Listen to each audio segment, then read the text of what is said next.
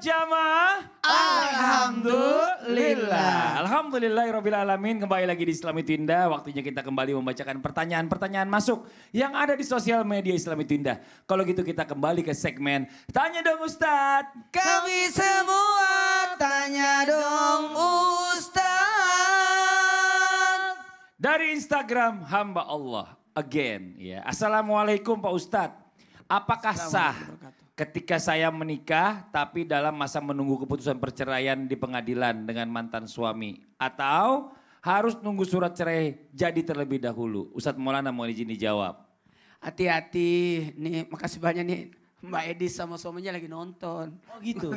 WA aku. Oh. Ustaz, banyak katanya laki-laki lebih baik minta maaf daripada minta izin. Oh, iya. Nah, makasih banyak buat semua yang lagi nonton Islam Itu Indah.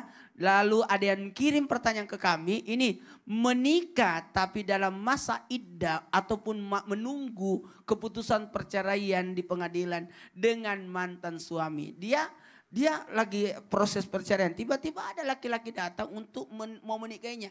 Mohon izin tanpa menggurui. Hanya saya sampaikan belum bisa menikah. Jikalau belum ada keputusan. Aku kan sudah cerai. Cerai selama agama pemerintah kan belum keputusan. Masih lama prosesnya itu. Lebih baik tunggu dulu. Tunggu takut ada fitnah dan sebagainya. Kan yang meninggal. Islam itu tidak langsung udah cerai pun setelah keputusan pun masih ada namanya masa iddah. Kan bisa kembali nanti. Takutnya ada hamil atau apa. Itu apalagi kalau lagi hamil atau mohon maaf tidak langsung diputuskan seperti itu. Maka itu pun harus menunggu setelah masa iddahnya baru bisa menikah. Lalu iddahnya kan lihat dulu. Kalau dia lagi hamil berarti waduh melahirkan dulu berarti 1 tahun itu. Tambah lagi 4 bulan karena 3 kali bersih. 3 kali bersih berarti 4 bulan. Maka yang harus saya tekankan kepada semua, ingat dengarkan. Bersabarlah dan taatlah pada syariat. Tanpa mengikut sertakan nafsunya. Aduh, keinginan itu kalau ada keinginan mundur dulu. Maaf ya, kepada pasangan kita sendiri kalau ada keinginan mundur dulu. Betul. Jangan sampai itu nafsu. Maju lagi, mundur dulu. Itu pengetahuan.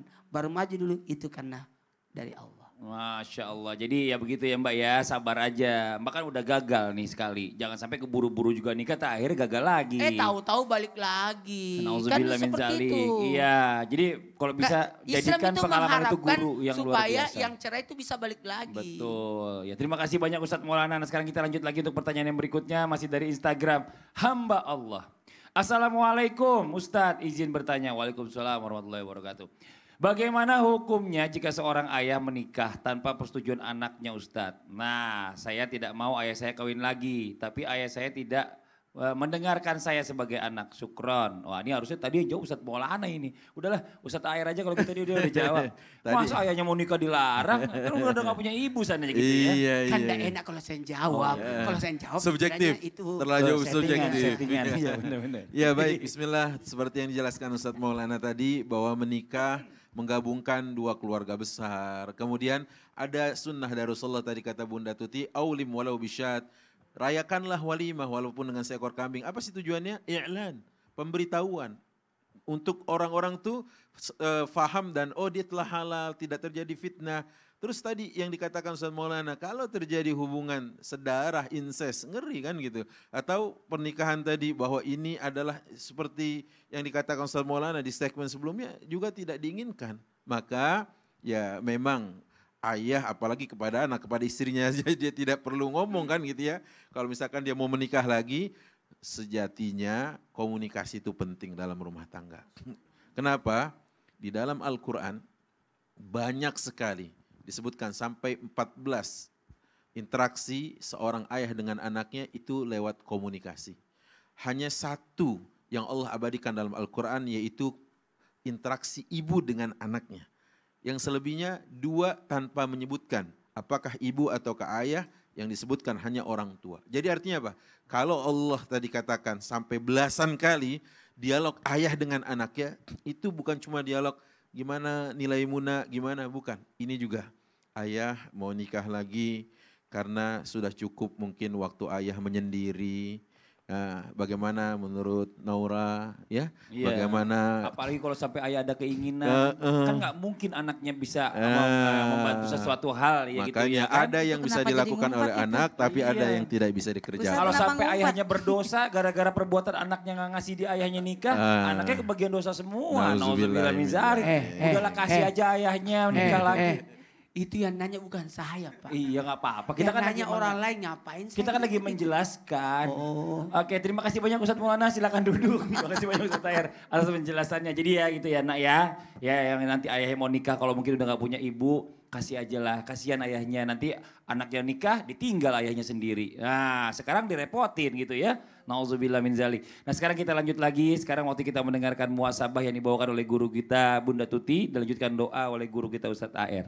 Tafadhol Bunda. Baik, terima kasih izin Ustaz Maulana, Ustaz Daer dan Kak Fadli, terima kasih jemaah Islam itu indah dimanapun berada. Subhanallah, dan di antara tanda-tanda kebesaran Allah, Allah telah menciptakan untukmu istri-istri dari jenismu sendiri. Agar engkau cenderung merasa tentram, merasa aman, merasa tenang, bahagia. Dan itulah tanda-tanda kebesaran dari Allah, manusia dipasangkan. Hidup manusia akan selalu ada teman. Kalau kita sudah dipasangkan oleh Allah, maka di situ akan melibatkan keluarga.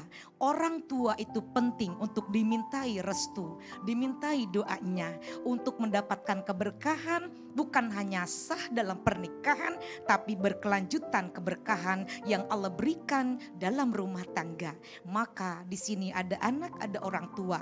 Orang tua yang bijaksana tidak akan menunda-nunda pernikahan anaknya. Anak yang cinta sayang orang tua akan selalu mencari ridho dari orang tua. Karena ridho orang tua, ridhonya Allah. Rumah tangga yang diridhoi dua keluarga, insya Allah akan berjalan lancar, penuh dengan keberkahan, kemudahan, dan kebahagiaan.